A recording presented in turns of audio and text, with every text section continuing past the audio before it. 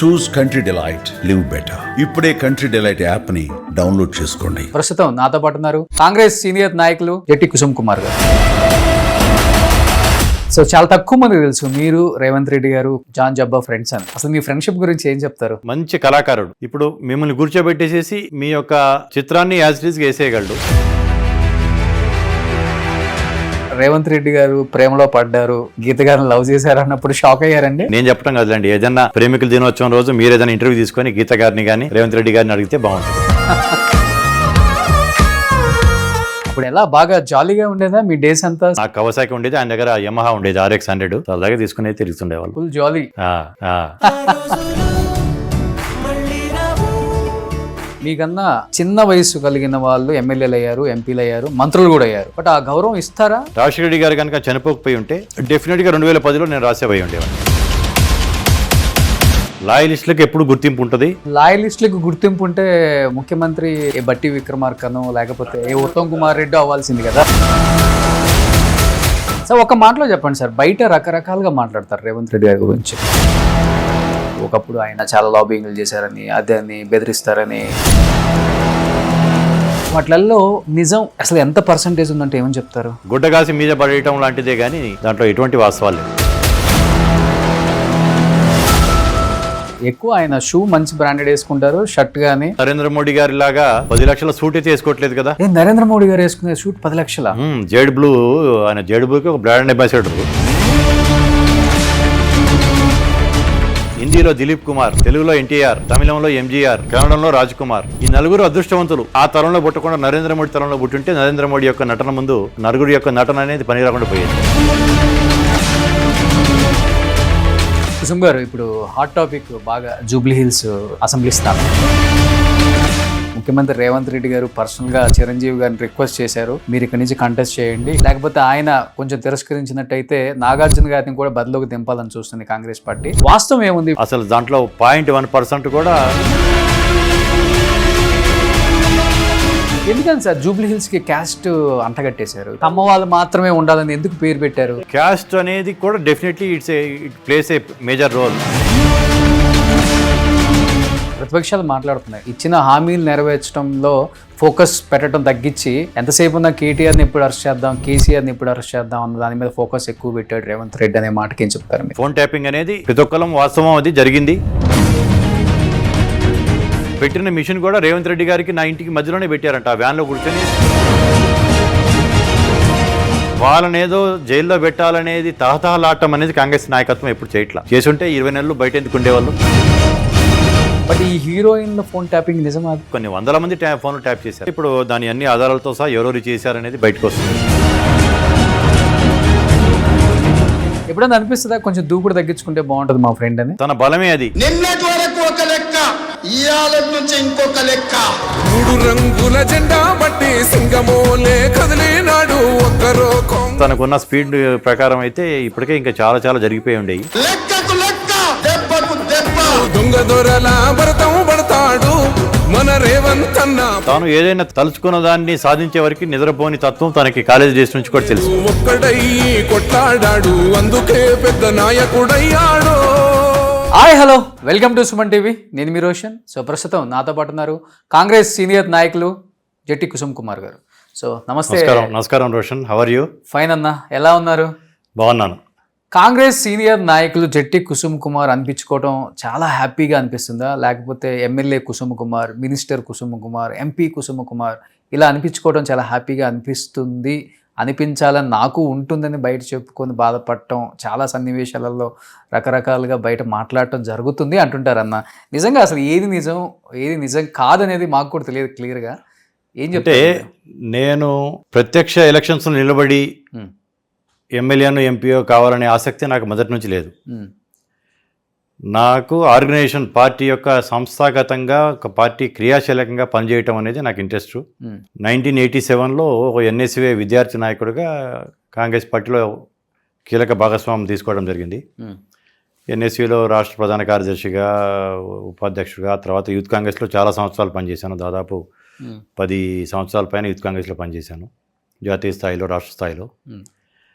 అంటే నాతో నా కొలీగ్గా నాతో పాటు కలిసి పనిచేసిన వాళ్ళు కానీ నా కంటే కింద అంటే ఒక ప్రధాన కార్యదర్శికి ఒక కార్యదర్శులు, సంయుక్త కార్యదర్శులు ఒక టీం అంటూ పనిచేస్తుంది. అలా పనిచేసిన వాళ్ళు కూడా చాలామంది మంత్రులు అయిపోయారు, ఎంపీలు అయిపోయారు, ఎమ్మెల్యేలు అయిపోయారు. కానీ ముఖ్యమంత్రులు కూడా అయిపోయారు. ముఖ్యమంత్రులు కూడా నా ఫ్రెండ్ అయ్యారు. బట్ నాకు ఎప్పుడు ఆర్గనైజేషన్లో నేను ఉండటమైనదే నాకు తృప్తి ఇచ్చింది. కానీ నేను ప్రజాక్షేత్రంలో లేను కదా, నేను ఏదో చట్టసభల్లోకి వెళ్ళలేకపోయాను అనేది బాధ అనేది ఎప్పుడు లేదు. బట్ ఆ గౌరవం ఉంటుందా ప్రజాక్షేత్రం? ఎందుకంటే మీకన్నా చిన్న వయసు కలిగిన వాళ్ళు ఎమ్మెల్యేలు అయ్యారు, ఎంపీలు అయ్యారు, మంత్రులు కూడా అయ్యారు. బట్ ఆ గౌరవం ఇస్తారా? పార్టీలో నాకు అత్యంత గౌరవం ఉంది, కానీ ఈయన ఎటువంటి పదవి అనుభవించలేకపోయారు ఈ పార్టీలో, పార్టీ ఈయన గుర్తించలేకపోయిందా, లేకపోతే కింద ఉన్న ఇక్కడ నాయకత్వం ఈయన తొక్కేసిందా అనే మాటలు కూడా వినపడుతుంటాయి కదా. మీరు 10 మంది ఫ్రెండ్స్లో కూర్చున్నప్పుడు నేను సీనియర్ నాయకుడు అని చెప్పుకుంటావు, కానీ నేను ఒక ఎమ్మెల్యేని, ఒక ఎంపీని అని అట్లా ఎప్పుడు ఫ్రెండ్స్ ఎవరు ఎప్పుడు అట్లా అడిగింది లేదు. ఎందుకంటే నా సర్కిల్లో నాకున్న స్నేహితులకి నా విజన్ ఏంటో తెలుసు.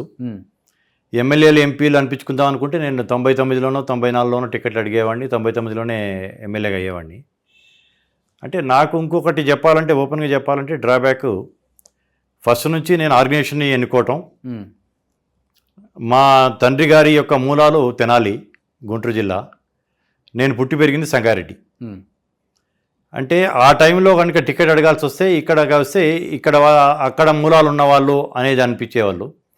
అక్కడ అడగాలంటేనేమో ఇతను ఇక్కడ ఉండట్లేదు కదా, తెలంగాణలో ఉంటున్నాడు కదా అని అక్కడ అనిపించడం వల్ల కూడా ఒక నియోజకవర్గం అంటూ నాకు లేకపోవటం. ఇక నియోజకవర్గాన్ని ఎత్తుక్కొని ఎంత శ్రమ పట్టడం కంటే ఆర్గనైజేషన్లో పనిచేద్దాం అనేది ఇనిషియల్గా నేను అట్లా అనుకోవటం వల్ల ఆ లైన్లోకి వెళ్ళడం జరిగింది.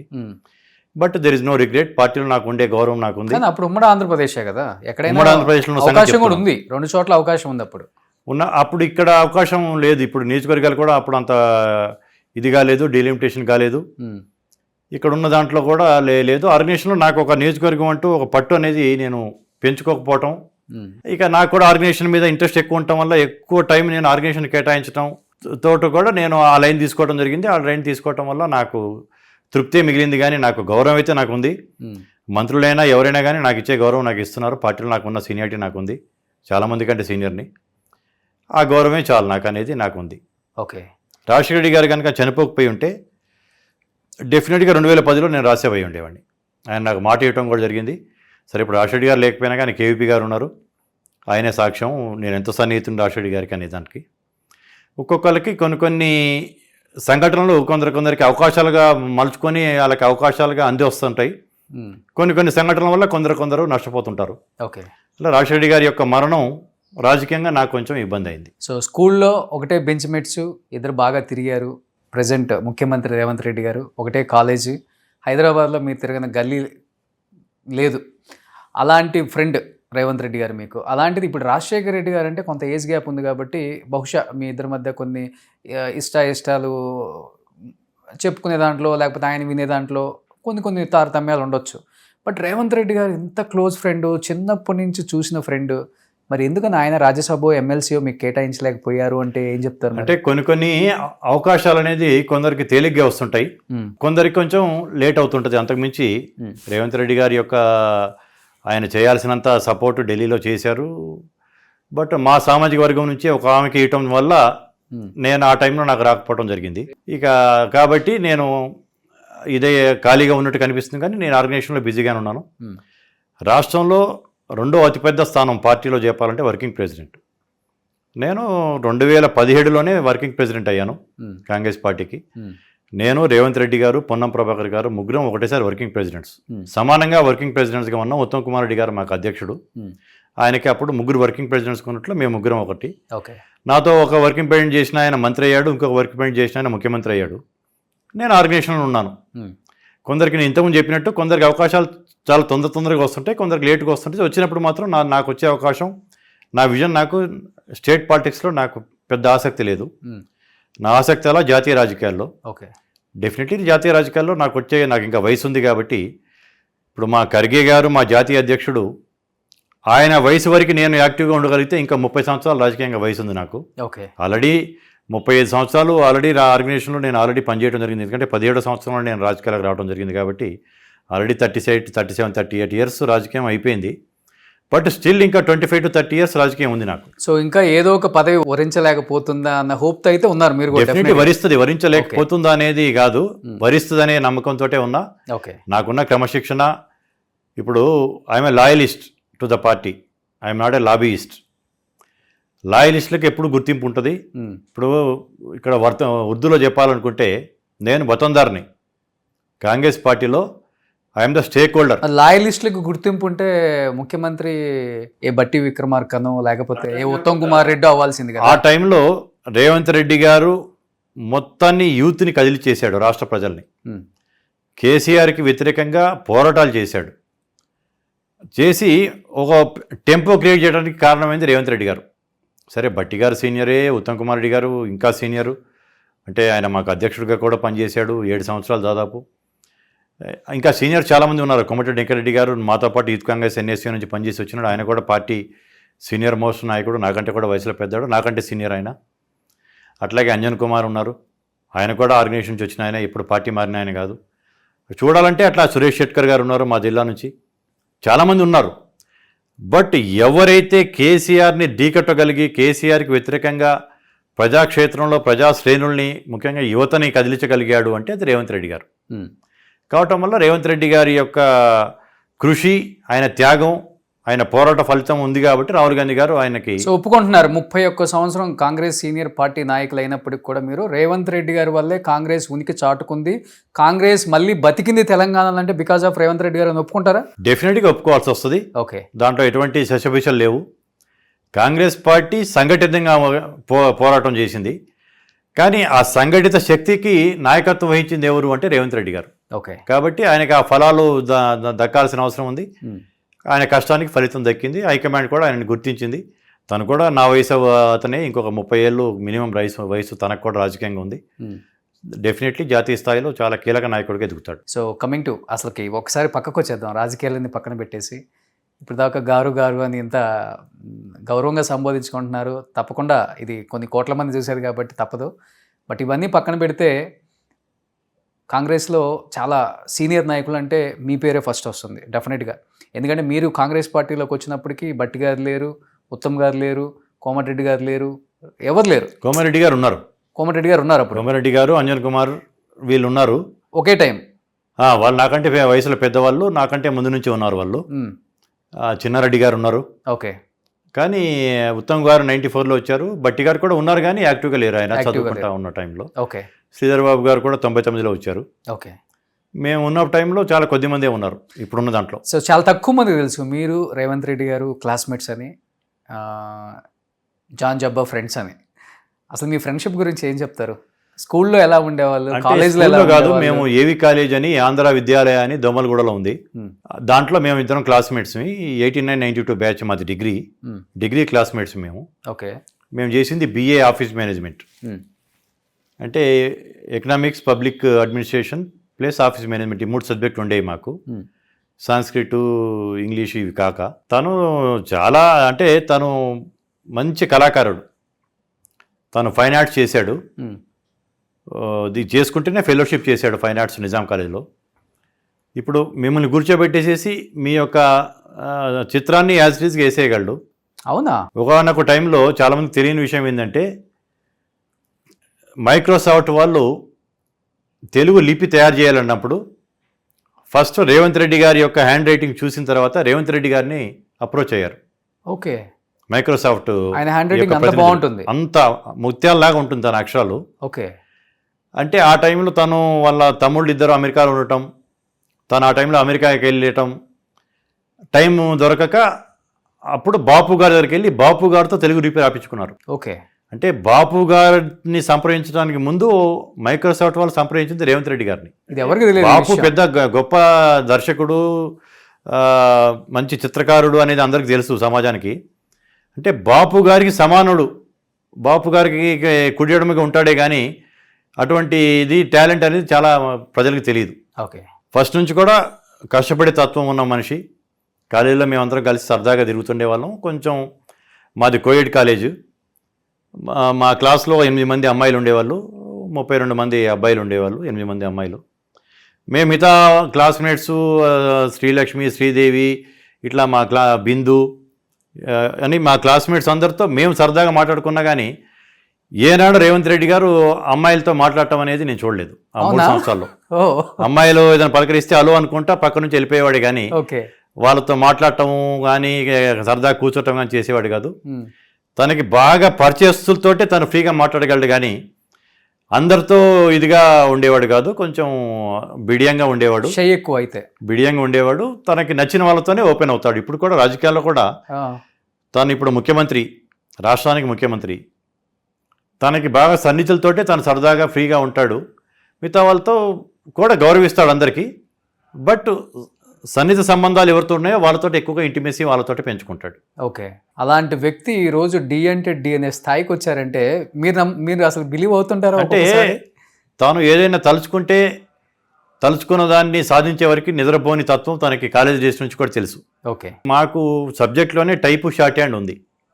మా ఇన్స్ట్రక్టర్ చెప్పేవాడు సరిగ్గా చేయగానే ఎగ్జామ్స్కి ముందు ఒక 1 monthలో తను తపన పడి ఆ షార్ట్ హ్యాండ్ అంతా చేసుకుని తనే చేసేసి రాసి పాస్ అయ్యాడు. ఒకటి పట్టుకుంటే దానికి ఎంతైనా కష్టపడతాడు. ఒక విజన్ ఉంటుంది తనకి. ఆ విజన్ కోసం ఎంతైనా తెగించగలడు, కష్టపడగలడు. ఒకానొక టైంలో 1989-90లో మరి చెన్నారెడ్డి గారిని చూడటం జరిగింది మేము. ఓకే. విద్యార్థి సమస్యల మీద వెళ్ళి కలవడం జరిగింది. తర్నాకాలో ఉండేవాడు ఆయన. అప్పుడు ఇప్పుడున్నంత సీఎంస్కి ఉన్నంత హడావుడి కానీ సెక్యూరిటీ కానీ ఇంత హైప్ ఉండేది కాదు, సాధారణంగా ఉండేది. చెన్నారెడ్డి గారిని చూసి వచ్చిన తర్వాత సరదాగా మేము కలిసి వస్తూ ఉంటే ఎప్పటికైనా నేను ముఖ్యమంత్రి అవుతా అని చెప్పేసి అన్నాడు చెన్నారెడ్డి గారితో 1990లో. ఓకే. మేము ఇదిగో ముఖ్యమంత్రి అవుతాడంట అని కొంచెం నవ్వుకున్నాం. కానీ అంటే తనకు అప్పటి నుంచే ఒక విజన్ ఉంది. 2002లో 2001లో జూబ్లీహిల్స్ ఈ సొసైటీకి డైరెక్టర్గా నిలబడి ఎలక్షన్లో గెలవడం జరిగింది.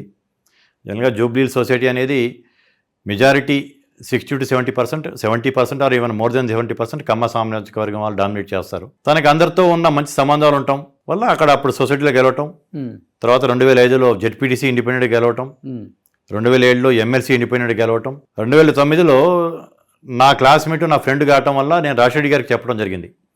నేను అన్నా అనేవాడిని రాజశేఖర్ గారిని అపాయింట్మెంట్ లేకుండా కలిసి 8 మందిలో నేను ఒకడిని. ఆయన క్యాంప్ ఆఫీస్ కానీ ఇంటికి కానీ సెక్రటరీకి కానీ అపాయింట్మెంట్ అవసరం ఉండేది కదా నాకు. వెళ్ళి ఇట్లా రేవంత్ అప్పుడే ఆయన కౌన్సిల్లో ఎమ్మెల్సీగా ఉండి తను ఒక్కొక్క సబ్జెక్ట్ మీద మాట్లాడటాము, తన వాగ్దాటి, తన హోంవర్క్ చేసే ఒక తత్వం చూసి రాజశేఖర్ గారికి నచ్చింది.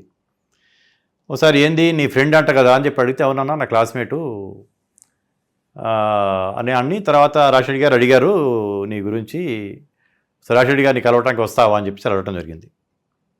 లేదు కోసం ఈసారి నేను కలిస్తే అది కన్ఫ్యూజ్ అవుద్ది, రూలింగ్ గవర్నమెంట్ ఉంది కాబట్టి నేను వచ్చానని చెప్పేసి అనుకుంటారు, ఏదో సందర్భంలో కలుస్తాను అంటే నాకు గౌరవం ఉంది అని చెప్పేసి అని తను రూలింగ్ కాంగ్రెస్లోకి వచ్చే అవకాశం అలాంటి వాడి ద్వారా ఉన్నా కానీ రూలింగ్ పార్టీ అయిన కాంగ్రెస్లో రాకుండా ప్రతిపక్షంలో ఉన్న టీడీపీలోకి వెళ్ళటం, టీడీపీలో కలిసి టీడీపీ నుంచి పోటీ చేసి ఎమ్మెల్యే గెలవడం జరిగింది 2009లో. ఓకే. అంటే పవర్ కోసం పరిగెత్తడం అనేది కాకుండా తను తన యొక్క శక్తి మేరకు ఆపోజిషన్లో పనిచేసి ఆపోజిషన్ని పైకి తీసుకురావాలి అనే తత్వం ఆ రోజే ఉంది. సహజంగా 190 మంది ఏమనుకుంటుంటారంటే రూలింగ్ గవర్నమెంట్లో వెళ్తే రూలింగ్ పార్టీలో ఉంటే సుఖంగా ఉండగలమా అనుకుంటారు.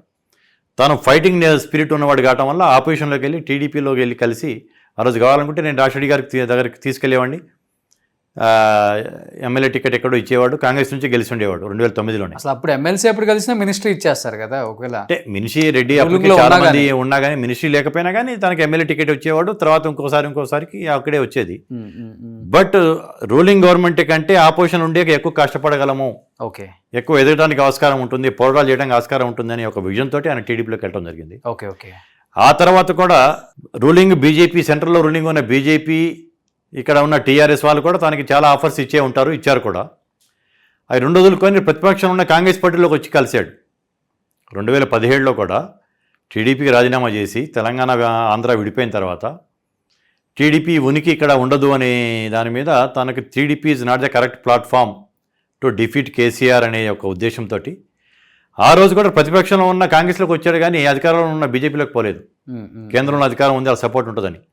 తనకి ఎప్పుడు పోరాటం చేయడం అనేది ఇష్టం కాబట్టి ఆ రోజు నేను చెప్పినవన్నీ మీరు కనుక ఇది చేసుకుంటే తన యొక్క మనస్తత్వం అంటే మీకు చాలా అర్థమవుతుంది. అంటే ఇప్పుడు మీరు చెప్పినవన్నీ వింటుంటే ఇప్పుడు మరి చాలామంది అంటే ప్రతిపక్షాలు ఆయన గురించి మాట్లాడే మాటలు వింటుంటే అంటే పదవి కోసం ఎస్పెషల్లీ పదవి కోసం ఎంతటి నీచానికైనా దిగజారిపోతాడు అనే మాటలు వింటున్నప్పుడు మీరు చెప్పేదానికి అసలు పొంతం లేదు. అందుకని నేను ఇంత విపులీకరంగా మీతో మాట్లాడితే ఇంతకుముందు ఏ మీడియా అనేటువంటిది మాట్లాడలేదు. ఫస్ట్ టైం మీరు దాన్ని టచ్ చేశారు కాబట్టి నేను మీతో మొదటిసారి మాట్లాడుతున్నాను. ఎందుకంటే మీ సబ్స్క్రిప్షన్స్ కూడా చాలా హైలో ఉంటుంది, మిలియన్స్ సబ్స్క్రిప్షన్స్ ఉంటుంది. వాట్ ఈజ్ రేవంత్ రెడ్డి, ఆయన మనస్తత్వం ఎటువంటిది, వ్యక్తిత్వం ఎటువంటిది అనేది ప్రజలకు తెలియాలి కాబట్టి నేను ఇవన్నీ మీకు చెప్పడం జరిగింది. ఓకే, నేను ఒక పత్రికా సమావేశంలో చెప్పడం జరిగింది 2017లో గాంధీ భవన్లో. అంటే నేను వర్కింగ్ ప్రెసిడెంట్గా పెట్టిన లాస్ట్ ప్రెస్ కాన్ఫరెన్స్ అది. చెన్నారెడ్డి రాజశేఖర రెడ్డి గారికి టైంలో కల్పించినంత జోష్ కనిపిస్తుంది ఇప్పుడు కాంగ్రెస్ పార్టీలో అని చెప్పడం జరిగింది. పత్రికలు కూడా బాగా కవరేజ్ చేశాయి. ఓకే, ఎందుకు వారిద్దరు పేరును తలిచానంటే పివి నరసింహారావు గారు కావచ్చు, ఆయన మధ్యలో ముఖ్యమంత్రి అయ్యారు కానీ ఎలక్షన్లో లేదు, బ్రహ్మానంద రెడ్డి గారు, ఇటువంటి నాయకులు కాంగ్రెస్ పార్టీ అధికారంలో ఉన్నప్పుడు అధికారం నుంచి అధికారంలో తీసుకొచ్చిన నాయకులు ఉన్నారు, పెద్ద నాయకులు చాలామంది. కానీ కాంగ్రెస్ పార్టీ అధికారం కోల్పోయి ప్రతిపక్షంలో ఉన్నప్పుడు అధికారం తెచ్చిన నాయకులు ఇప్పుడు దాకా ఇద్దరు ఇంతకుముందు. ఓకే, 1983 to 89 ఎన్టీ రామారావు గారి పరిపాలనని గద్దె దించి అధికారంకి తెచ్చింది ఆ రోజు పీసీసీ ప్రెసిడెంట్గా మరి చెన్నారెడ్డి గారు. అలాగే 94 to 2004 10 years అధికారంలో ఉన్న చంద్రబాబు నాయుడు గారు, ఎన్టీ రామారావు గారి ప్రభుత్వాలని చంద్రబాబు నాయుడు గారిని గద్దె దించి ఆ రోజు ప్రభుత్వాన్ని తీసుకొచ్చింది ఆ రోజు సిఎల్పి లీడర్గా ఉన్న రాజశేఖర రెడ్డి గారు. అలాగే 2014 నుంచి 24 వరకు అధికారంలో ఉన్న బీఆర్ఎస్ని గద్దె దించింది పీసీసీ ప్రెసిడెంట్గా రేవంత్ రెడ్డి గారు. ఓకే, కాబట్టి రేవంత్ రెడ్డి గారిని వాళ్ళిద్దరితో పోల్చడం జరిగింది. ఎందుకు పోల్చానంటే అధికారంలో ఉన్నప్పుడు అధికారం చేయడం వేరే, అధికారం కోల్పోయిన టైంలో అధికారం తీసుకురావడం అనేది వీళ్ళు ముగ్గురే చేసింది ఇప్పుడు దాకా తెలుగు రాష్ట్రాల్లో చరిత్రలో. కాబట్టి వాళ్ళిద్దరు సరసన ఆయనని మనం చూడాలనేట్టుగా నేను మాట్లాడడం జరిగింది. ఎలా ఉంటుంది మీ ఫ్రెండ్షిప్? ఒకప్పుడు క్లాస్మేట్స్, బెంచ్ మేట్స్ అన్నారు, మా ఇద్దరికి చాలా క్లోజ్ పదవులు మారిపోయాయి. మరి ఇప్పుడు చనువు ఉందా లేకపోతే సార్ అనాల్సి? చనువు అనేది అట్లాగే ఉంది. నేను నలుగురితో ఉన్నప్పుడు డెఫినెట్లీ ఆయన నన్ను కుసుమ్ సార్ అని అంటాడు, ఎవరితో నాకు సంబంధించాలన్నప్పుడు నేను సీఎం గారు, సీఎం సార్ అంటాను. ఇద్దరం వ్యక్తిగతంగా ఉన్నప్పుడు పేరు పెట్టి పిలుచుకుంటుంటాం. బట్ మూడో వ్యక్తి ఎవరైనా ఉంటే మాత్రం ఆ మర్యాదలు అనేది అది ప్రోటోకాల్గా ఇవ్వాల్సిన అవసరం ఉంది. ఓకే, నేను ఆయనకి ఇవ్వటం ఎట్లాగ ఇస్తాను, ఆయన కూడా నాకు అదే మర్యాద ఇస్తాడు. ఓకే, మా ఇద్దరికి చాలా పోలికలు ఉన్నాయి. మేము క్లాస్మేట్స్, బెంచ్ మేట్స్మి, ఇద్దరం రైతు కుటుంబాల నుంచి వచ్చిన వాళ్ళం, ఇద్దరి స్వయంవరాలు, మళ్ళీ ఇద్దరం ఇప్పుడు నైబర్సు. ఓకే, ఎక్స్పెక్ట్ చేశారా ఇద్దరు పక్క పక్క ఇల్లు కట్టుకుంటారని? అది ఇంత పెద్ద మహానగరంలో ఇద్దరం ఒకటే దగ్గరికి వచ్చి ఉండటం అనేది అది కాకతాళీయం కావచ్చు, అది ఇక డెస్టినీ కావచ్చు. ఫస్ట్ ఎవరు కట్టుకున్నారు? ఫస్ట్ నేను కట్టుకున్నాను, తర్వాత తను వచ్చాడు. ఓకే, ఇప్పుడు మా ఇంటి ముందే తనది క్యాంప్ ఆఫీస్. ఓకే, ఇంటి వెనక ఆయన ఇల్లు. అలాగే ఇద్దరం ఒకటేసారి వర్కింగ్ ప్రెసిడెంట్స్ అయ్యాం తెలంగాణ కాంగ్రెస్లో. మా అల్లుడు తూర్పుగోదావరి జిల్లానే, ఆయన అల్లుడు తూర్పుగోదావరి జిల్లా. అట్లా చాలా పోలికలు ఉన్నాయి మాకు. ఓకే, సో అన్ని కలిసి వచ్చాయి అన్నమాట. అంటే అట్లా కలిసి వస్తున్నాయి. అట్లా ఇప్పుడు పైకి వెళ్తే ఆయన పైకి వచ్చిందా, మీరు పైకి వచ్చిందా కానీ హాయి చెప్పుకోవచ్చు. ఇప్పుడు నా ఇంటి నుంచి బంతిని గట్టిగా విసిరితే ఆయన ఇంట్లో పట్టుకోవచ్చు. సూపర్. కానీ మీరు అన్నారు ఒక మాట, ఒక్క అమ్మాయిని కూడా ఆయన తలెత్తి చూడరు, ఒక హాయి కూడా చెప్పరు ఒక అమ్మాయికి. అంటే క్లాస్లో ఉన్న అమ్మాయిలకు కూడా కో ఎడ్యుకేషన్ అన్నారు కాబట్టి. అలాంటిది ఒక్కసారిగా రేవంత్ రెడ్డి గారు ప్రేమలో పడ్డారు, గీత గారిని లవ్ చేశారు అన్నప్పుడు షాక్ అయ్యారండి. అంటే అది కూడా ఒక విజన్, ఆమెతో పరిచయం ఏర్పడి ఉంది కాబట్టి ఇక ఓన్లీ ఆమె ఆయన మనసులో ఉండేది. వేరే వాళ్ళతో పరిచయాలు పెంచుకోవటం అనేది కూడా తనకి ఇష్టంగా ఉండేది కాదు. ప్లస్ పెద్దగా అందరితో కలివిడిగా కలుపుకోలుగా ఉండే టైప్ కూడా కాదు. తనకి క్లోజ్గా ఉన్న సర్కిల్ తోటే క్లోజ్గా ఉండేవాడు కానీ అందరితో సరదాగా ఉండే టైప్ కాదు. ఓకే, కొంచెం రిజర్వ్డ్గా ఉండే టైపు. ఇక అది అందుకని మీకు ఆ సంఘటన చెప్పడం జరిగింది. చెప్పారు, షేర్ చేసుకున్నారు మీతో ప్రేమించిన తర్వాత? అప్పట్లో పెద్ద ఫైట్లే జరిగాయి ఈ ప్రేమ వివాహం కోసం అని చెప్పి. చేసుకునేవాడు, తను ఢిల్లీ వెళ్ళి వస్తుండేవాడు, అవన్నీ తెలుసు. అవన్నీ నేను చెప్పడం కాదులేండి. ఏదన్నా ప్రేమికుల దినోత్సవం రోజు మీరు ఏదైనా ఇంటర్వ్యూ తీసుకొని గీత గారిని కానీ రేవంత్ రెడ్డి గారిని అడిగితే బాగుంటుంది. వాళ్ళ సంగతి నేను చెప్పడం అనేది అంత బాగుంది. ఏమని పిలుస్తారు గీత గారు? అన్న అని పిలుస్తారా మిమ్మల్ని? అన్న అని పిలుస్తారా? ఓకే, సో ఆ ఫ్యామిలీ బాండింగ్స్ బాగున్నాయి. ఓకే, సో గ్రేట్ అండి. అసలు నిజంగా చాలా అరుదు రేవంత్ రెడ్డి గారి గురించి మీకన్నా ఇంత బాగా చెప్పేవాళ్ళు ఎవరు దొరకరు కూడా. ఎందుకంటే చాలా మంది తెలియదు తెలియదు. తన సంగతి. తను అందరికీ ఎప్పుడు పరిచయం అంటే ఎమ్మెల్సీగా ఎమ్మెల్యేగా అయిన తర్వాత పరిచయం. అప్పటి నుంచి ఇప్పుడు వేమ నరేందర్ రెడ్డి ఉన్నాడు, రేవంత్ రెడ్డి గారికి అడ్వైజర్గా ఉంటుంటాడు. ఓకే. తనకి ఎప్పుడు పరిచయం అంటే 2007, 8, 9 నుంచి పరిచయం. ఓకే. అంతే. బట్ మా పరిచయం 1989 నుంచి. ఓకే. ఓకే. కాబట్టి నాకు తెలిసినంతగా వేరే వాళ్ళు ఎవరికి తెలియదు. సో ఆల్మోస్ట్ హైదరాబాద్ అంతా తిరిగేశారు మీరు. ఇక మాదంటే మా కాలేజ్ వచ్చేసేసి దోమలగూడ. తను ఉండేది దీపక్ థియేటర్ దగ్గర. ఓకే. తనకి అక్కడ ఆఫ్సెట్ ప్రింటింగ్ ప్రెస్ ఉండేది. నా మ్యారేజ్ కార్డు తనే డిజైన్ చేసి, అంటే వెనక రాజులు ఏదన్నా లేఖలు పంపాలంటే ఇట్లా ఉంటే విప్పి చూసేసి రేఖలు ఉంటే ఇట్లా చుట్టుతా ఉండేది కదా, అటువంటి తనే డిజైన్ చేసి తనే తయారు చేశాడు నా మ్యారేజ్ వెడ్డింగ్ కార్డు. ఓకే. 91లో నా మ్యారేజ్ అయింది, 92లో తన మ్యారేజ్ అయింది. నా మ్యారేజే ముందయింది. ఓకే. నా మ్యారేజ్ కూడా వచ్చాడు. ఆ ఫోటోల్లో, పాత ఫొటోస్లో, మ్యారేజ్ ఫొటోస్లో ఉన్నాడు కలిసి మాతో. విజయవాడలో జరిగింది నా మ్యారేజ్. ఓకే. మధుకాల మంటపంలో. అక్కడికి 91 మార్చి 1 నాడు అక్కడికి రావడం జరిగింది. అవన్నీ ఇక మద్రాసు. సో ప్రింటింగ్ ప్రెస్ ఆయన స్వయంగా నడిపించారు. నడిపేవాడు. వాళ్ళ బ్రదర్స్ అక్కడ నుంచి ఆఫ్సెట్ ప్రింటింగ్ మిషన్స్ పంపేవాళ్ళు. అక్కడ ఆఫ్సెట్ అనేది అక్కడ తీసేసి నెక్స్ట్ టెక్నాలజీకి వెళ్ళిపోయారు అమెరికా వాళ్ళు. అప్పుడు మన ఇండియాలో అప్పుడప్పుడే ఆఫ్సెట్ ప్రింటింగ్ ప్రెస్లు వస్తూ ఉండేవి. ఓకే. ఈయన అక్కడ నుంచి వాళ్ళ బ్రదర్స్ తోటి అవి అక్కడ ఉన్న తీసేసినవి ఇంపోర్ట్ చేసుకుని రీసైకిల్ చేసి ఆ మిషన్స్ కూడా చాలా ప్రింటింగ్ ప్రెస్లకు ఇచ్చేవాడు. ఈయన దగ్గర కూడా ఉండేది ఒక ప్రెస్. ఓకే. అప్పుడు ఎలా బాగా జాలీగా ఉండేదా మీ డేస్ అంతా? సినిమాలకు వెళ్ళటం అంటే జనరల్గా కాలేజ్ డేస్లో ఎవరి లైఫ్ అయినా, కాలేజ్ డే లైఫ్ ఎవరికైనా జాలీగానే ఉంటుంది. ఎక్కువ ఏ సినిమాలకు వెళ్తుంటారు? చాలా ఉన్నాయి. హిందీ సినిమాలు చూస్తుండేవాళ్ళం, తెలుగు సినిమాలు చూస్తుండేవాళ్ళం. నేను రెడ్డి హాస్టల్ బోర్డర్గా ఉండేవాడిని. తను కాలేజ్ అయిపోయిన తర్వాత ఇంటికి వెళ్ళిపోయి ఫ్రెష్ అయిపోయి తను కూడా రెడ్డి హాస్టల్కి వచ్చేవాడు. ఖాళీ టైంలో ఎక్కువ రెడ్డి హాస్టల్లోనే కూర్చుండేవాళ్ళం. రాజా బౌద్ధర్, రాజా వెంకటరామరెడ్డి గారి హాస్టల్ హ్యాబిట్స్లో ఉంటుంది. అక్కడ ఉండేవాళ్ళము. అటు నుంచి కోటి, హ్యాబిట్స్ ఎక్కువ తిరిగేది. అంతే, సిటీ మొత్తం తిరిగేవాళ్ళం కాదు. మా దోమలగూడ, హ్యాబిట్స్, కోటి, ఓకే, ఈ దీపక్ థియేటర్, నల్లకుంట ఇటు సైడే ఎక్కువ తిరిగేవాళ్ళం. బైక్లో? బైక్లో నాకు కవసాకి ఉండేది, ఆయన దగ్గర యమహా ఉండేది RX 100. ఓకే. అప్పుడు నా దగ్గర కవసాకి KB 400 ఉండేది. తర్వాత నా దగ్గర మిలిటరీ జీప్ అది కూడా ఉండేది. సో అలాగే తీసుకుని తిరుగుతుండేవాళ్ళం. అంతే, ఫుల్ జాలీ. కానీ గ్రేట్ కదా, అప్పటి నుంచి ఇప్పటి వరకు మీ ఫ్రెండ్షిప్ అలానే ఉందంటే మీరు దాన్ని అలానే కాపాడుకున్నారు, ఆయన దాన్ని అలానే కాపాడుకున్నారు. సో దీన్ని పెద్ద మిస్యూజ్ చేస్తే ఏముంది అంటే, పదవులు రాకముందు అలానే ఉన్నారు, పదవులు వచ్చిన తర్వాత అలానే ఉన్నారు. గ్రేట్ అండి అది. మీరు ఒక మాట అన్నారు కదా, ఆయన చెన్నారెడ్డి గారి దగ్గరికి వెళ్ళి నేను ఎప్పటికైనా ముఖ్యమంత్రి అవుతాను అన్నప్పుడు, ఇప్పుడు ముఖ్యమంత్రి అయినప్పుడు చూస్తున్నప్పుడు అసలు ఏమి వయసులో ఏమి అంటే ఎంత ట్రాన్స్ఫర్మేషన్ అనేది అర్థమవుతుంది. ఇప్పుడు అంటే అదంతా తన ఒకటేమో తన జాతక ఫలం మెయిన్గా, తన కృషి. ఓకే, రెండు. ఓకే. అంటే కాంగ్రెస్ పార్టీ అనేది పెద్ద మహాసముద్రం సార్. ఇక్కడ ఎవరు సీఎం అవుతారో కూడా తెలియదు, ఎన్వలప్ కవర్లో వచ్చేస్తుంది పేరు అంతే. సో ఎందుకంటే హేమాహేమీలు కాంగ్రెస్ సీనియర్ నాయకులు రోషయ్య గారి వల్లగాకనే నా వల్ల కాదు, సీఎం పదవి కన్నా కూడా నాకు మంత్రి పదవి ముఖ్యం, నాకు కాంగ్రెస్ పార్టీలో ఒక చిన్న స్థానం ఇచ్చినా చాలని చెప్పేసి ఆయన వద్దని సీఎం స్థాయి నుంచి కిందకి దిగేసి కిరణ్ కుమార్ రెడ్డిని ఎక్కించిన రోజులు చూసాం మనం. ఆయన వద్దని నేను అనలేదు, ఎందుకంటే నేను విన్నమాట. అదే, నేను రోసే గారికి చాలా సన్నిహితుడిని. తెలంగాణ వాదం అనేది గొడవ అదేం లేదు. ఆయనకి ఆ టైంలో కొంచెం ఆరోగ్యం నలతగా ఉండేది, 1 month సెక్రటరీకి పోలేకపోయారు.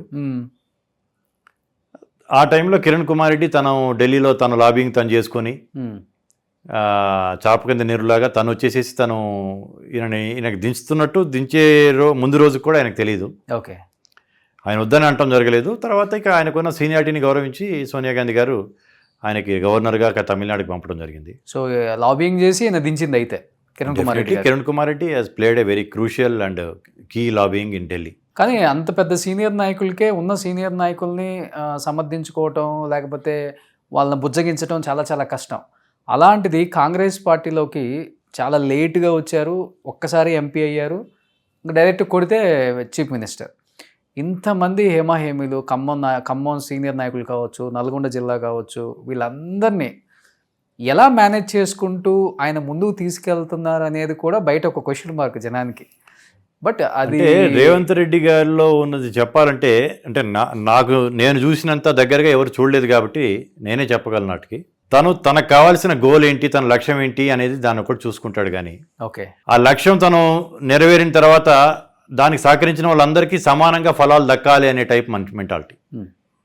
కాంగ్రెస్ పార్టీలో తను మీరు చెప్పినట్టు జూనియర్, తను కష్టపడ్డాడు, తను ర్యాలీ చేశాడు, తను ఆ మెయిన్ ప్రధాన కుర్చీలో కూర్చున్నాడు. కానీ తను ఒక్కడి వల్లే కాదు, అందరు నాయకులు సమిష్టి కృషి వల్ల వచ్చింది. కాబట్టి ఎవరికి ఎంత గౌరవం దక్కాలి, ఎవరికి ఎంత దాంట్లో ఆ ఫలం యొక్క భాగస్వామ్యం దక్కాలనేది అందరినీ చూసుకునే టైపు. అట్లా చూడటం వల్లే తనకి తన నాయకత్వాన్ని అందరూ ఫస్ట్ ఒకళ్ళిద్దరు ఏదన్నా కొంచెం ఇది అయినా కానీ తర్వాత అందరూ ఆయన లైన్లోకి రావటం, ఆయన నాయకత్వాన్ని ఆయన అందరూ ప్రతి ఒక్కళ్ళు హర్షించడానికి ఆమోదించడానికి కారణం ఏంటంటే అందరికి విలువిస్తాడు, ఓకే, ఫ్రీడమ్ ఇస్తాడు అందరికి.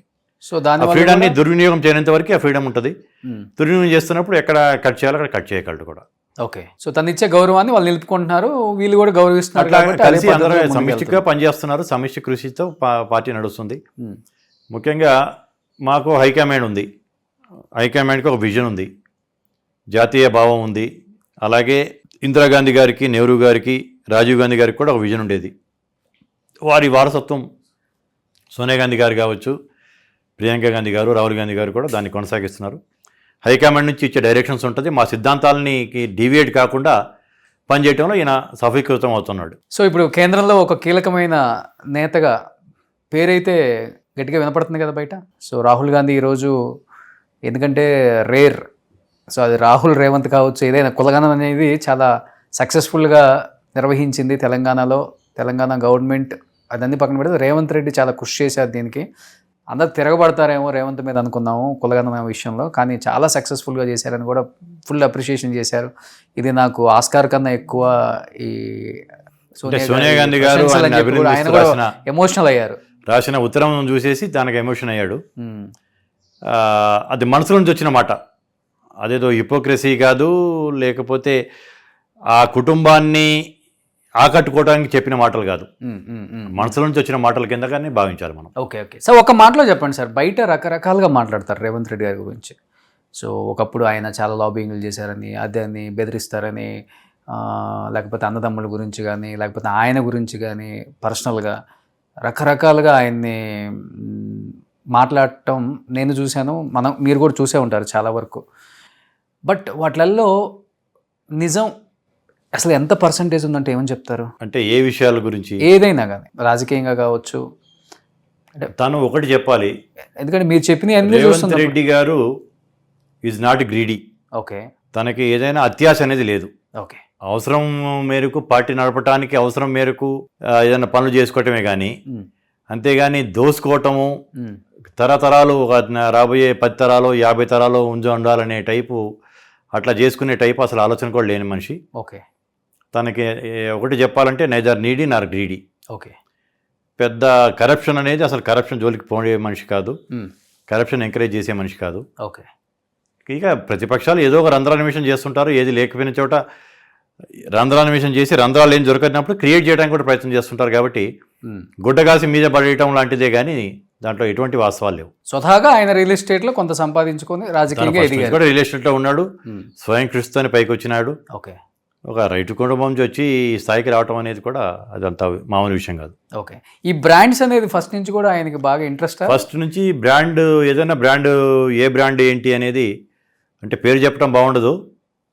ఒక వేరే పార్టీలో ఉన్న కీలక నాయకుడు ఈయనతో పాటు కూర్చొని అసెంబ్లీలో 2009 నుంచి 14లో ఈయన బెంచ్ పక్కనో మరి ఎక్కడ కూర్చొని, అన్న ఆ బ్రాండ్ ఏంది, ఈ బ్రాండ్ ఏంది, ఆ బ్రాండ్ ఏమంటారు, ఈ బ్రాండ్ ఏ బ్రాండ్ వేస్తే బాగుంటుంది, ఏ బ్రాండ్ అని చెప్పేసి ఈయన సలహాలు తీసుకునేవాడు. ఓకే, ఇప్పుడు అతను ఏదో తను పుట్టడంతో అదేదో బ్రాండ్స్లో పుట్టినట్టు, లేకపోతే ఏదో అమెరికా నుంచి ఏదో వచ్చి పైన చూడిపడినట్టు అక్కడ ఏదో చేసినట్టుగా అనుకుంటాడు. కానీ అతను ఏ బ్రాండ్ ఏంటి, ఏ లోగో ఏ బ్రాండ్కి నిదర్శనం అనేది కూడా రేవంత్ రెడ్డి గారు చెప్తే తెలుసుకున్న వ్యక్తి అతను. ఓకే, ఫస్ట్ నుంచి ఆ బ్రాండెడ్ తన డ్రెస్సింగ్ కావచ్చు, తన బూట్లు కావచ్చు, ఒక సిస్టమ్ ప్రకారం ఉండేవాడు. ఓకే, చాలా ఖరీదైన వాచులు కూడా ఉండేవి.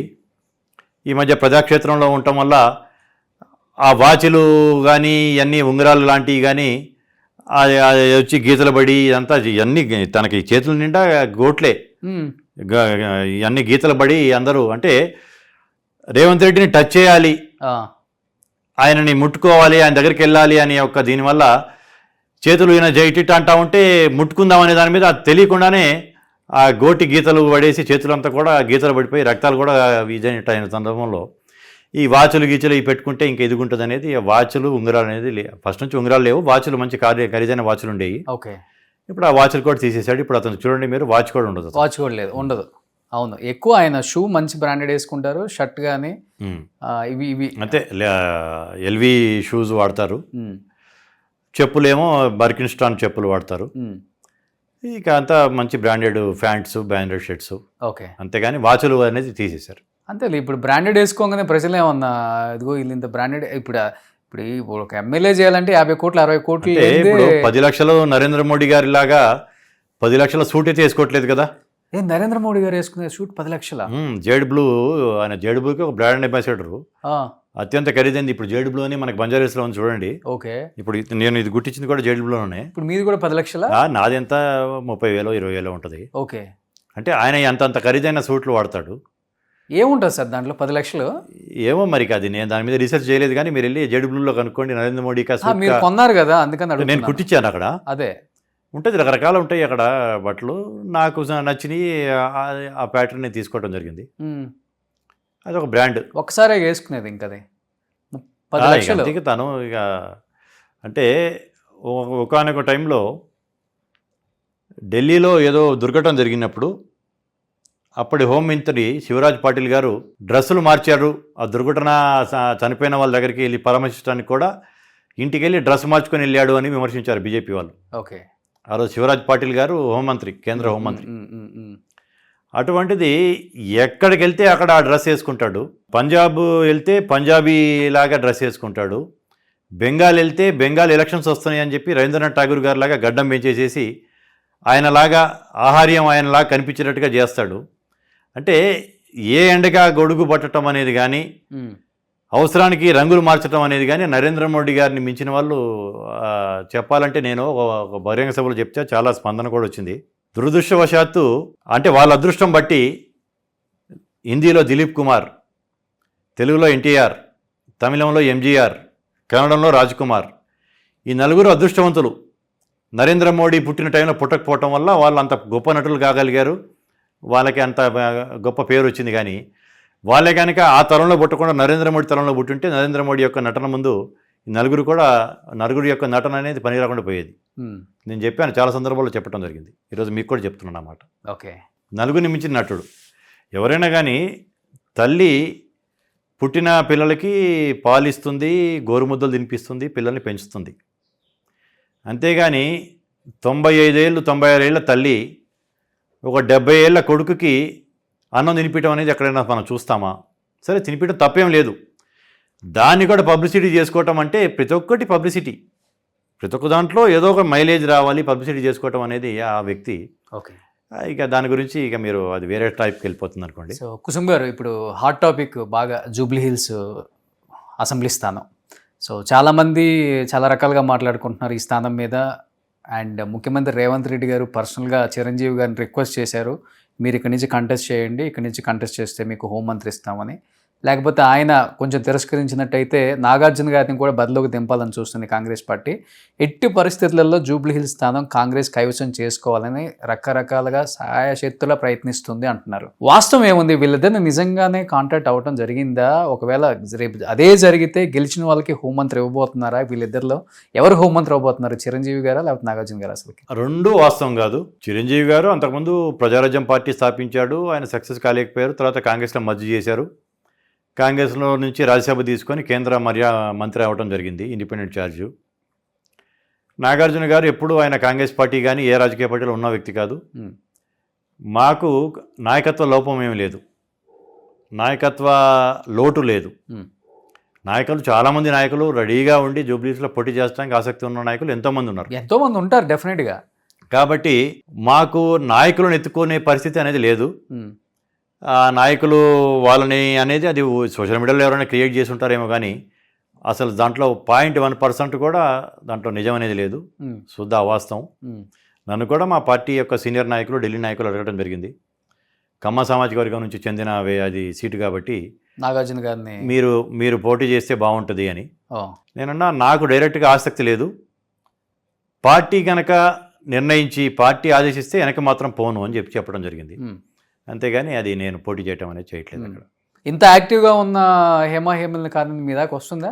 నాకున్న స్థాయిలో నేను ఒక ఎమ్మెల్యే స్థాయిలో లేను ఇప్పుడు. నాకున్న సీనియారిటీ నాకు ఇప్పుడు నేను గనక కావాలి అనకపోయినా కానీ నన్ను అడుగుతున్నారు, నేను ఓకే అంటే నాకు వచ్చింది టికెట్.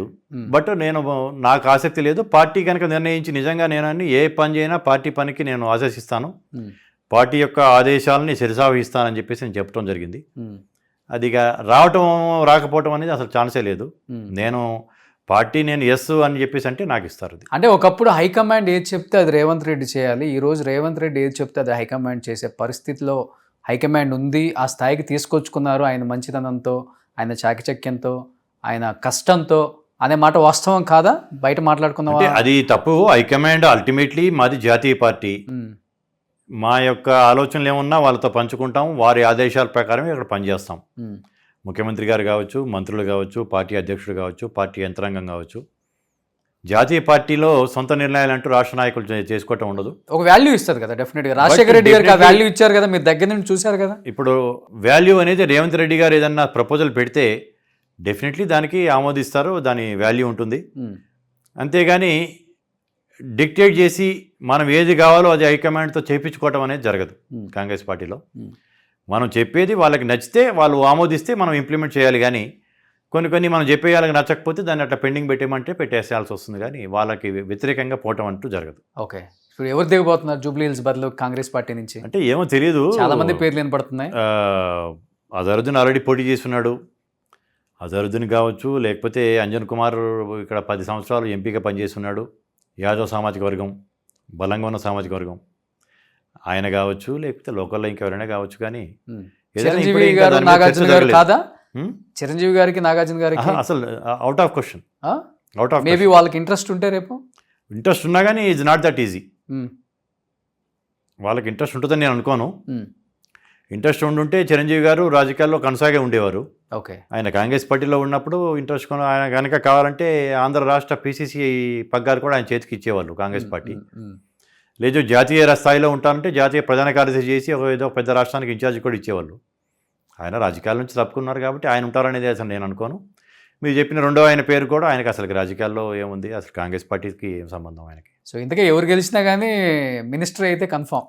హైదరాబాద్ నుంచి ఎవరు లేరు కాబట్టి మంత్రివర్గం కంపల్సరీ ఉండాలని ఏం లేదు, అవకాశాలు ఉంటాయి అంతే తప్పించి కంపల్సరీ అనేది కాంగ్రెస్ పార్టీలో ఏది కంపల్సరీ అనేది చెప్పలేము. ఓకే, అప్పుడున్న సామాజిక సమీకరణ బట్టి, ఓకే, అప్పుడున్న పరిస్థితులను బట్టి ఉంటుంది. కానీ అంతేగాని వీళ్ళకి అష్యూరిటీ ఉంది, వీళ్ళు కన్ఫర్మ్ అనేది మనం చెప్పలేము. సో బదులు మీరు కూడా కొంచెం అయితే నేను లేనట్టే పార్టీ అడిగింది నన్ను, నేనన్నా నాకంటూ నాతో నేను అడగను, పార్టీ ఆదేశిస్తే మాత్రం వెనకపోను అని చెప్పడం జరిగింది. ఓకే, పార్టీ నిర్ణయం చేసుకుంటా చూద్దాం. అడిగే వాళ్ళు చాలామంది ఉన్నారు కాబట్టి అడిగే వాళ్ళని కాకుండా అడిగిన వాడిని తెచ్చి ఇస్తుంది అనేది కూడా నేను అనుకోవట్లేదు. ఎందుకని సార్ జూబ్లీ హిల్స్ కి క్యాస్ట్ అంటగట్టేశారు? కమ్మ సామాజిక వర్గం అంటే గోపి గారు వాళ్ళు మాత్రమే ఉండాలని ఎందుకు పేరు పెట్టారు? క్యాస్ట్ అనేది కూడా definitely it plays a major role.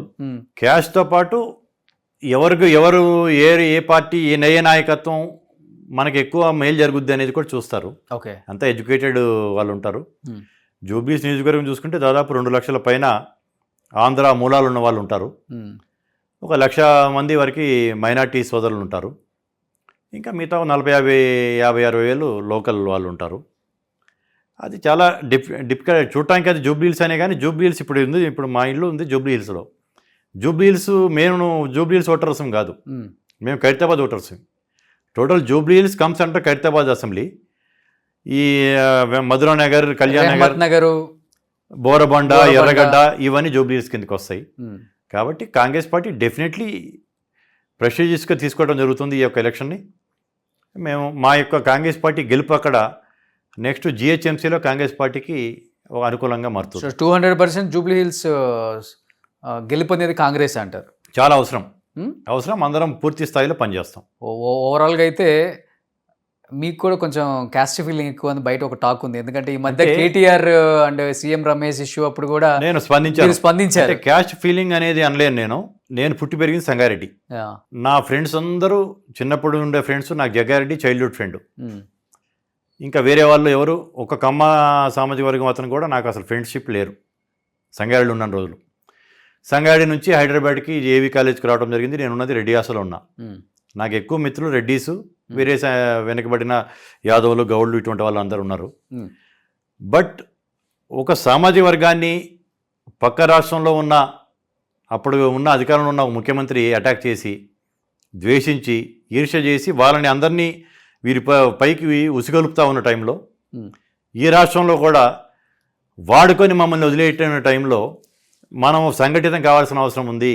ఏదేమైనా క్యాస్టిజాన్ని ఈ యొక్క సమాజం నుంచి తీసేయలేము, మతాన్ని ఎంత తీసేయలేము, కులాన్ని కూడా తీసేయలేము. మనం వెళ్ళి పుట్టంగానే వెళ్ళేసేసి ఏదైనా బర్త్ సర్టిఫికేట్ అడిగితే ఏం కులం అని చెప్పి అడుగుతారు. అక్కడి నుంచే మొదలవుతుంది క్యాస్ట్ అనేది. ఎవరి కులంకి ఏ జాతి పక్షులు ఆ జాతికి చేరుతుంటాయి కాబట్టి ఎవరు ఆ క్యాస్ట్ని ఎవరి కావాలో వాళ్ళ క్యాస్ట్ మీద అభిమానం ప్రేమ ఉండటం సహజం. కానీ వేరే క్యాస్ట్ని ద్వేషించడం అనేది తప్పు అనేది నా యొక్క భావన. దానివల్ల నేను కేజీఎఫ్ అని కమ్మ గ్లోబల్ ఫెడరేషన్ అని కేజీఎఫ్ అని స్థాపించడం జరిగింది.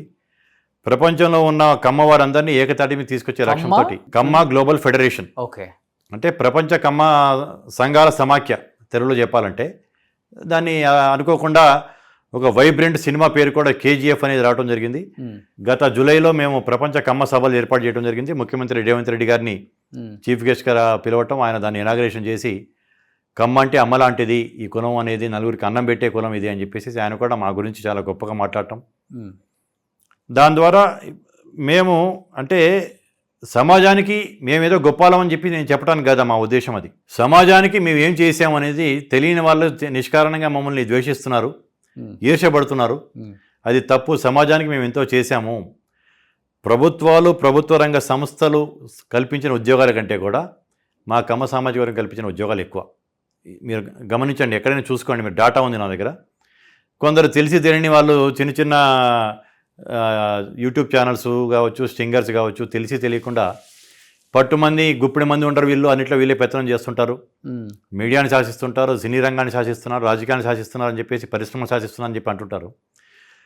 ఆ యొక్క ఇది తప్పు అని చెప్పడానికే మేము మా యొక్క బ్రోచర్లో సైంటిఫిక్గా రీసెర్చ్ చేసి 2,10,00,000 మంది కమ్మ సామాజిక వర్గం యొక్క ప్రజలు ఉన్నారు భారతదేశంలో. అంటే భారతదేశ జనాభా 140 కోట్లు అయితే 1.5% ఉన్నాం మేము, సంఖ్యాపరంగా తక్కువ కాదని చెప్పడం జరిగింది. దాంట్లో భాగంగా ఈయన సీఎం రమేష్ కూడా అతను పైకి వచ్చింది, రాజకీయంగా పైకి వచ్చింది ఒక కమ్మ నాయకుడి వల్ల, ఒక కమ్మ నాయకత్వం వహిస్తున్న పార్టీ నుంచి. అటువంటి వాడు నీ స్వలాభం కోసం నువ్వు కాంట్రాక్టుల కోసం ఇటు ఊసరవెల్లిలాగా జంపులు చేస్తున్నావు, చేసుకో. ఒక సామాజిక వర్గాన్ని కేటీఆర్ ఒక సామాజిక వర్గాన్ని తిట్టాడు అని చెప్పేసి అన్నాడు, అట్లాగే మా సామాజిక వర్గాన్ని కూడా తిట్టాడు అంటే మేము స్పందించే వాళ్ళం కాదు. ఆ సామాజిక వర్గాన్ని తిట్టాడు అని చెప్పేసి కమ్మ సామాజిక వర్గాన్ని ఏం తిట్టాడని ఉచ్చరించాడు తన నోటితో 3-4 సార్లు. దాంతో అది అతను నిజంగా అన్నాడా అంటే ఆధారాలు చూపెట్టు అని కేటీఆర్ని కూడా నువ్వు విలీనం చేస్తాననే మాట, సీఎం రమేష్ అన్న మాటను ఖండించావు, కానీ కమ్మ సామాజిక వర్గాన్ని నువ్వు తిట్టావనే మాటను నువ్వు ఖండించలేదు కాబట్టి నువ్వు అన్నట్టుగానే భావించాల్సి వస్తుంది.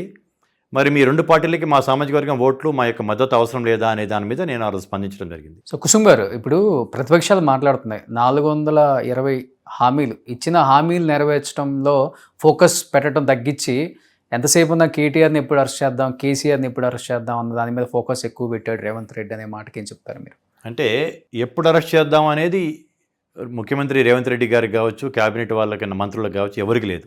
చట్టం దాని పని చేసుకెళ్తుంది అన్నట్టు. ఫోన్ ట్యాపింగ్ అనేది ప్రతి ఒక్కరం వాస్తవం, అది జరిగింది. అందరి ఫోన్లు అయినాయి, నా ఫోన్ అయింది, మీ ఫోన్ కూడా అయ్యే ఉంటుంది. మీ ఫోన్ కూడా అయిందా? డెఫినెట్లీ అయింది నా ఫోన్ కూడా. ఓకే, ఎందుకు రేవంత్ రెడ్డి గారి సన్నిహితుడేనా? అట్లని కాదు, పార్టీలో సీనియర్ని, వర్కింగ్ ప్రెసిడెంట్ కదా నేను. ఓకే, వర్కింగ్ ప్రెసిడెంట్గా అది కూడా వాళ్ళు పెట్టిన మిషన్ కూడా రేవంత్ రెడ్డి గారికి నా ఇంటికి మధ్యలోనే పెట్టారంట. ఆ వ్యాన్లో కూర్చొనేసి మీ ఇద్దరు ఇల్లుల మధ్య ఇక్కడే పెట్టేసేసి ఇక్కడ నుంచి చుట్టుపక్కల ఉన్న ఫోన్లు అన్నింటినీ ఇంటూ ఉండేవాళ్ళంట. సరే, ఇంటికి రహస్యాలు ఏముంటాయి మా దగ్గర? మా అయితే పార్టీలో ఎప్పుడు ఏ మీటింగ్స్ చేసుకోవాలి, ఎక్కడ ఎంత మొబిలైజేషన్ చేయాలి, ఏం చేయాలనేది. ఎలక్షన్ టైంలోనే కొంచెం డబ్బులు, ఇదిగో పలానా రోహన్కి 10 లక్షలు పంపండి అంటే మిమ్మల్ని పట్టుకుంటారేమో, కానీ మామూలు టైంలో ఏముంటుంది మా దగ్గర మాట్లాడుకోవడానికి? నా ఫోన్ కూడా అయిందంటారా? అయితే డెఫినెట్గా అయ్యే ఉంటుందని నేను అనుకుంటున్నా. ఓకే, మీడియాలో ఉన్నారు మీరు, కీలకమైన Suman TV, popular news channel, definitely అయ్యే ఉంటుందని అయింది అనేది నేను చెప్పట్లేదు. మాదైనా ఏముంటుందిలే, ఎప్పుడు ఇంటర్వ్యూ చేద్దాం సార్, ఎప్పుడు వచ్చాను అంతే తప్పించి ఇంకేం మాట్లాడుకుంటారు? వాళ్ళనేదో జైల్లో పెట్టాలనేది తహతహలాటం అనేది కాంగ్రెస్ నాయకత్వం ఎప్పుడు చేయట్లా. చేసుంటే 20 నెలలు బయట ఎందుకు ఉండేవాళ్ళు. బట్ ఈ హీరోయిన్ ఫోన్ ట్యాపింగ్ నిజమా? అది దానివల్ల చాలా గొడవలు జరిగాయి పర్సనల్గా. చాలా మంది చేశారు. ఇప్పుడు దాని అన్ని ఆధారాలతో సహా ఎవరెవరు చేశారనేది బయటకు వస్తుంది. చాలా మంది, కొన్ని 100ల మంది ఫోన్లు ట్యాప్ చేశారు. ఓకే, అంటే వాళ్ళకి విచ్చలవిడిగా చట్టాన్ని తన చేతిలోకి తీసుకొని విచ్చలవిడిగా రాజరికం పోకడుతూ నడిచారు. ఇప్పుడు మీరు జిల్లాలు చూడండి, ఇన్ని జిల్లాలు అవసరమా తెలంగాణకి? అన్సైంటిఫిక్గా ఒక్కొక్క జిల్లా అయితే 1.5 అసెంబ్లీకి ఒక జిల్లా. ఓకే, సిరిసిల్ల జిల్లా తీసుకున్నా కానీ, వనపర్తి జిల్లా తీసుకున్నా కానీ 1.5 అసెంబ్లీ. నర్సాపూర్ ఇప్పుడు మెదక్ జిల్లా తీసుకుంటే 2.5 అసెంబ్లీస్. అసలుకి ఎంత అన్సైంటిఫిక్, దీనివల్ల ఎంత ప్రభుత్వానికి ఖర్చు అవుతుంది ఏంటి అనేది కూడా చూడకుండా అడిగినాడికి రాజు ఏం చేస్తాడు, తనకి నచ్చితే దానం చేసుకుంటే పోతారు కదా, ఇదిగో నీకిది నీకిది నీకిదని. అలా రాజకీయపు నడిచాక ప్రజాస్వామ్యబద్ధంగా నడిచిన ప్రభుత్వం కాదు. ఓకే, వాళ్ళు చేసిన తప్పులకి డెఫినెట్లీ కాళేశ్వరం ముంపు కావచ్చు, కాళేశ్వరం జరిగిన అవినీతి కావచ్చు, ఫోన్ ట్యాపింగ్ కావచ్చు, ఇంకా చాలా చాలా ఉన్నాయి. చట్టంలో పరిధిలోనే ఉంటారు ఎవడైనా సరే, ఉండక తప్పదు. చట్టం దాని ఆధారాలు దొరికినప్పుడు ఆ డిపార్ట్మెంట్ దాని మీద చర్యలు తీసుకుంటుంది. అది ప్రభుత్వానికి ఏం సంబంధం ఉండదు. సో కాంగ్రెస్ పార్టీకి శత్రువులు ఎక్కడో ఉండరు, ఆ పార్టీలోనే పుట్టుకొస్తుంటారు చిన్న చిన్నగా. కొంచెం సమయం పడుతుందేమో కానీ అనే దానికి ఒక్కొక్కదానికి ఇప్పుడు కనపడుతుంది మన కంటికి కూడా. కోమటిరెడ్డి రాజగోపాల్ రెడ్డి ఉన్న గవర్నమెంట్ మీదే విరుచుకుపడుతూ తన మంత్రి పదవి కోసం రకరకాల స్టేట్మెంట్స్ ఇస్తున్నారు కదా, ఏ విధంగా తీసుకుంటున్నారు దాన్ని సీఎం గారు అసలుకి? అంటే రాజగోపాల్ రెడ్డి గారు కూడా 2009లో వెంకయ్యరెడ్డి గారి సోదరుడి కింద ఆయనకి ఎంపీ టికెట్ రావడం జరిగింది. ఆయన కాంగ్రెస్ పార్టీలో ఎప్పుడు వెంకయ్యరెడ్డి గారి లాగానో, నాలాగానో, అంజన్ కుమార్ గారు లాగానో, పొన్నం ప్రభాకర్ లాగానో, మహేష్ గౌడ్ గారి లాగానో మాలాగా ఎప్పుడు ఆర్గనైజేషన్లో పనిచేసినాడు కాదు. డైరెక్ట్లీ జలవిహార్ నెక్లెస్ రోడ్లో 2009 ఎలక్షన్స్కి ముందు ఒక 2 నెలల ముందు భారీ ఎత్తున ర్యాలీ తీసుకొచ్చి రాజశేఖర గారి సమక్షంలో జరగడం జరిగింది. ఎవరు ఇతను అంటే వెంకయ్యరెడ్డి గారి తమ్ముడు అని చెప్పడం జరిగింది. ఎంపీ గెలిచాడు, తర్వాత ఎమ్మెల్యేగా ఒకసారి ఓడిపోయాడు, మళ్ళీ ఎమ్మెల్సీ గెలిచాడు, తర్వాత మళ్ళీ అటు వెళ్ళాడు, ఇటు వచ్చాడు. అంటే రాజగోపాల్ రెడ్డి గారు కూడా ఏదైనా పార్టీలో కానీ ప్రభుత్వంలో కానీ ఏదన్నా తన కోసం కానీ కాకుండా ప్రజల కోసం, అందరి కోసం ఏదైనా అడిగుంటే తనకు కొంచెం విలువ పెరిగి ఉండేది. కానీ నాకేదో కావాలి, నాకు కానప్పుడు మొత్తానికి అందరికి నష్టం అవుతుంది అనేది కనుక అది ఎత్తు చూపిస్తున్న ఎలిగేషన్స్కి విలువ అనేది ఉండదు. కాంగ్రెస్ పార్టీలో ప్రజాస్వామ్యం, అంతర్గత ప్రజాస్వామ్యం ఎక్కువే కొంచెం వేరే పార్టీస్ కంటే కూడా, ఎందుకంటే చాలా పెద్ద పార్టీ కావటం వల్ల. కానీ ఏదన్నా ఒక స్థాయి వరకే దాన్ని భరించడం. ఆయన వెనక కాంగ్రెస్ సీనియర్ నాయకులు, నల్గొండ ఖమ్మానికి సంబంధించిన నాయకులు ఉండి పొగబెడుతున్నారు, కావాలని ఆయన్ని ముందుకు నడిపిస్తున్నారు. అవన్నీ ఊహాగానాలే, అవన్నీ ఊహాగానాలే. దాని వెనక వాస్తవం ఉంటుందని నేనైతే అనుకోవట్లేదు. ఉన్నా కానీ ఉంటుందేమో, ఎంత కొంత ఉంటుంది కానీ ఉంటుందేమో కానీ నేనైతే నమ్మట్లేదు. సో లాస్ట్ అండ్ ఫైనల్గా చెప్పండి కుసుమ్ గారు, చెన్నారెడ్డి గారు రాజశేఖర్ రెడ్డి గారితో పోల్చారు రేవంత్ రెడ్డి గారిని. ఎందుకంటే గద్దె దించి మళ్ళీ కాంగ్రెస్ పార్టీని అధికారంలో తీసుకొచ్చిన వాళ్ళల్లో రేవంత్ రెడ్డి ముఖ్య పాత్ర పోషించారని. Yes, I agree. తెలంగాణ ప్రజానీకం కూడా ఒప్పుకుంటుంది డెఫినెట్గా దానికి. రాజశేఖర్ రెడ్డి గారిలో గొప్ప గొప్ప క్వాలిటీస్ ఉన్నాయి. అంటే చెట్టు కింద కూర్చున్నవాడు కూడా రాజశేఖర్ రెడ్డిని ముఖ్యమంత్రి కన్నా కూడా ఒక మంచి మనిషిగా కూర్చొని మాట్లాడుకోవటం ఎక్కువ. ఆయన్ని మీరు దగ్గర నుంచి చూశారు, వితౌట్ అపాయింట్మెంట్ ఆయన ఇంటికి వెళ్ళి అంత చనువు ఉంది మీకు. ఆయనలో ఉన్న కామన్ క్వాలిటీస్ రేవంత్ రెడ్డిలో కూడా వచ్చాయి, అందుకనే ఈ స్థాయిలో ఉన్నాడు. లేకపోతే ప్రజలు ఎంత బాగా ఆశీర్వదించారు, హైకమాండ్ కూడా ఎంత బాగా ఇంపార్టెన్స్ ఇస్తుంది అనిపించిన కొన్ని రాజశేఖర రెడ్డి గారు సమయ పాలన పాటించడంలో ఆయనని మించిన వాళ్ళు ఎవరు లేరు. మార్నింగ్ 4:15కి ఆయన మొట్టమొదటి ఫస్ట్ అపాయింట్మెంట్ ఉండేది. ఓకే, అంటే 40 నిమిషాలు, 30 నుంచి 40 నిమిషాలు ఉండేది ఆ టైం అపాయింట్మెంట్. సంవత్సరంలో దాదాపు 20-25 రోజులు నేనే ఆ టైం తీసుకునేవాడిని. అది సూర్యుడు ఫిక్స్ చేసే టైం అది. నేను నాతో పాటు జగ్గాడింగ్ కూడా తీసుకెళ్ళేవాడిని. అక్కడ నుంచి చూసుకొని తర్వాత ఆయన యోగా అదంతా చేసుకొని ఎక్సర్సైజ్ చేసుకొని 8:30 కల్లా వచ్చేసేవాడు క్యాంప్ ఆఫీస్లోకి. అక్కడ బారికేడ్స్లో ఉన్న సాధారణ ప్రజల్ని కలిసేవాడు. లాంజ్ 4లో రకరకాల స్థాయిలో ఉన్న వాళ్ళందరినీ కలుసుకుంటూ ఉండేవాడు. డైలీ ఆయన చాలా ఎక్కువ మందిని కలిసేవాడు. రేవంత్ రెడ్డి గారు అట్లా జనాల్ని కలవలేకపోతున్నాడు. ఓకే, అదొకటి రాజశేఖర రెడ్డి గారితో మనం ఆయన్ని పోల్చలేము. అంటే ఆయన లేవటం కొంచెం లేటుగా లేస్తారని విన్నాను. అంటే రాజశేఖర రెడ్డి గారు అయితే ఆయన 10:30 కల్లా పడుకుంటారు. ఆయన మార్నింగ్ 4ంటికి లెగుస్తారు. బ్రహ్మముహూర్తంలో లెగిసే టైప్ ఆయన. మధ్యాహ్నం 15 నిమిషాలే నిద్రపోతాడు ఆయన. నేను ఒక రోజు అడగడం జరిగింది, అన్న 15 నిమిషాల్లో 2:45 to 3 రెస్ట్ అని రాస్తారు మీ యొక్క ఐటినరీలో, 15 నిమిషాలు ఎట్లా పడుకుంటారు, ఎట్లా లెగుస్తారు? నేను పంచం మీద పడుకున్నాక 10 నిమిషాలకు కానీ నాకు నిద్ర పట్టదు అని అడిగితే, చూడు అని చెప్పేసి అప్పుడే కళ్ళు మూసుకొని ఏమంటే నిద్రలోకి వెళ్ళిపోయారు. ఇంకా నిద్రలోకి వెళ్ళిపోయి ఒక 10 నిమిషాల తర్వాత లెగిశారు. అంటే కళ్ళు మూసిన నిమిషం లోపు ఆయన నిద్రపోగలడు. ఓకే, అది ఆయన శరీరం మీద ఆయనకు ఉన్న పట్టు.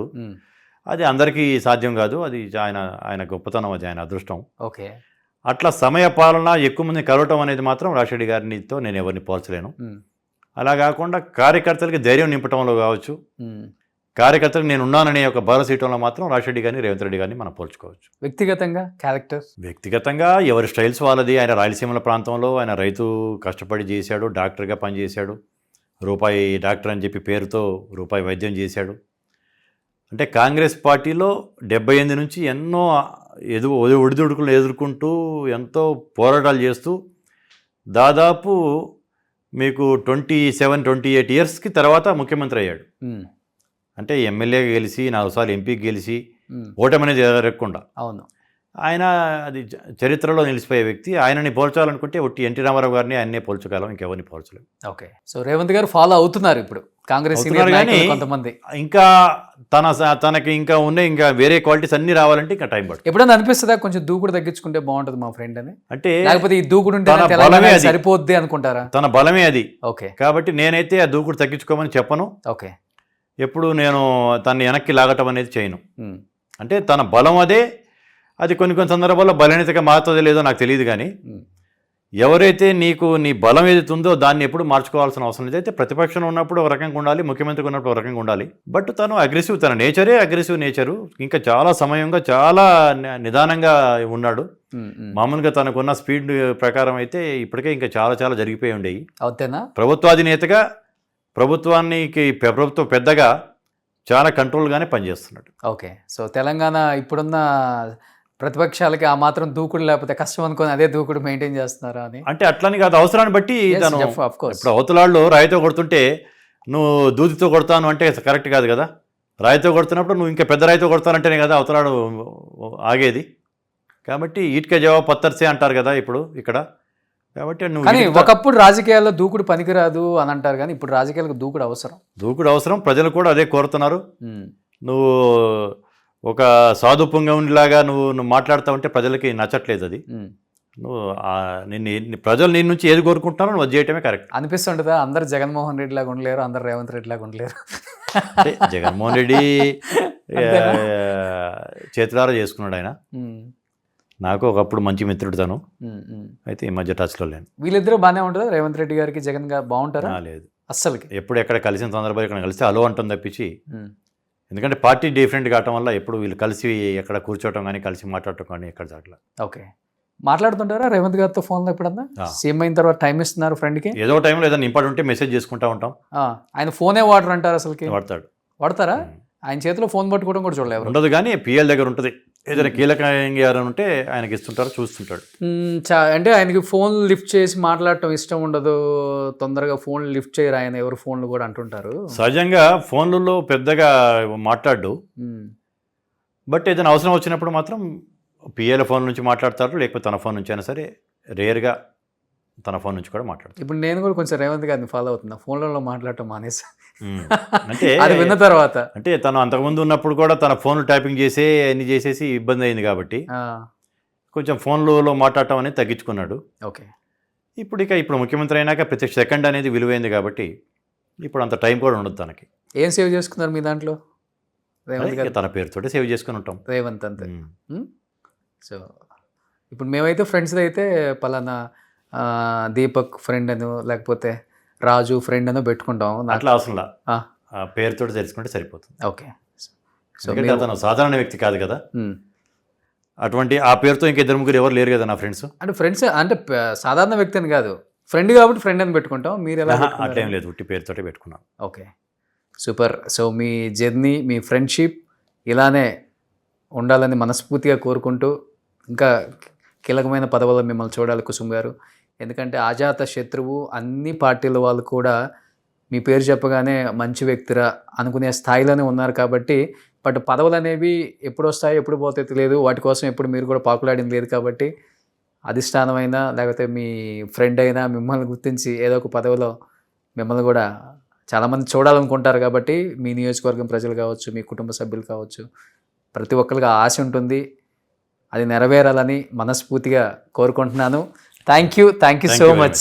థ్యాంక్ యూ, ధన్యవాదాలు. సుమన్ టీవీలో మీ పర్సనల్ అండ్ బిజినెస్ ప్రమోషన్స్ కోసం కింది నెంబర్కి కాంటాక్ట్ చేయండి.